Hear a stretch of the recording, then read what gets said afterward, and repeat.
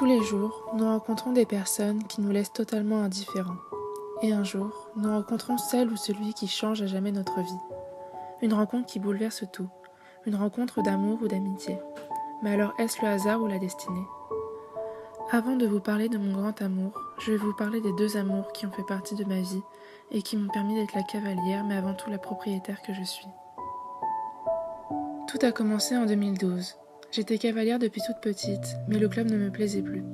L'ambiance, les manières de penser et de faire des autres n'étaient plus en lien avec les miennes. Puis un jour, je découvre des chevaux en face de chez moi. Timide mais curieuse, j'allais tous les jours leur dire bonjour. J'ai eu ensuite la chance de rencontrer leur propriétaire, Nathalie, qui m'a appris énormément de choses dans les chevaux, de ses chevaux.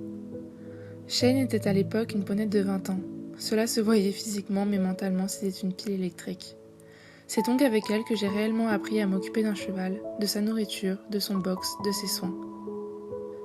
J'ai réalisé mes premières vraies balades, le saut, discipline qui m'a toujours fait peur et pourtant elle a réussi à mettre ma peur de côté et y franchir bien des obstacles. Malheureusement, son âge prenait le dessus, même si elle était et toujours en grande forme. Parce que des fois, il est important d'enlever son pied de l'étrier pour les laisser se reposer. C'est donc fin 2013 que j'ai fait la rencontre d'Idaho pour une demi-pension. J'ai eu le coup de foudre directement par sa jolie tête et son physique de gros poney.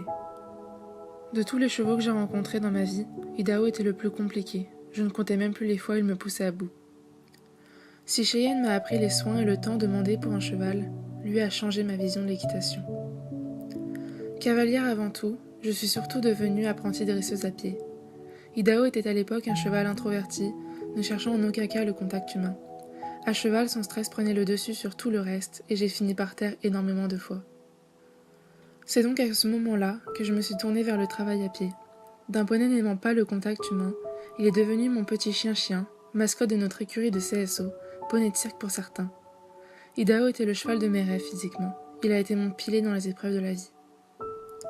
Puis le jour tant redouté et non préparé arriva. Sa propriétaire souhaitait le reprendre près de chez elle, mais ce qui voulait dire loin de chez moi. Dévasté, mon monde s'écroulait. Tout cet empire que je m'étais bâti depuis 2 années s'envolait. Je ne voyais absolument pas ma vie sans lui, et je voulais donc arrêter les chevaux. Et c'est là que mes parents ont réalisé mon rêve de petite fille, de cavalière. Ils m'ont offert mon cheval. Tout mon temps consacré auprès d'Idaho leur a montré que ce n'était pas un caprice, mais une réelle passion, un rythme de vie. Après de longues recherches jusque tard le soir, avec des critères précis, pas de trotteur, pas de baie et pas de jument, je suis tombée sous le charme d'un cheval de 11 ans qui, à votre surprise, est un trotteur, baie et hongre. Les 2 visites ont confirmé le coup de cœur, et c'est ainsi que je devins l'heureuse propriétaire de Kibus le 23 mai 2015. Encore blessée par le départ d'Idaho, j'ai eu du mal avec Kibus pendant quelques semaines. Je voulais tout de suite, sans me souvenir qu'il a fallu 2 ans pour qu'Idaho me voie comme une amie. Puis petit à petit, un lien s'est créé avec ce cheval plutôt facile à vivre avec le temps. Aujourd'hui, Kibus est celui qu'on appelle le cheval de ma vie, d'abord parce qu'il est la concrétisation d'un rêve, mais aussi parce qu'il a réalisé plusieurs de mes autres rêves. CSO, équifile, tour de cirque, complicité et amitié. Il a guéri le chagrin qu'Idaho m'avait laissé. Il est devenu mon meilleur ami, mon plus fidèle allié. Parce que mon monde tourne autour de lui et qu'il rend mon monde meilleur, je le remercie. Dans cette vidéo, je voulais simplement vous parler de comment j'ai eu mon propre cheval.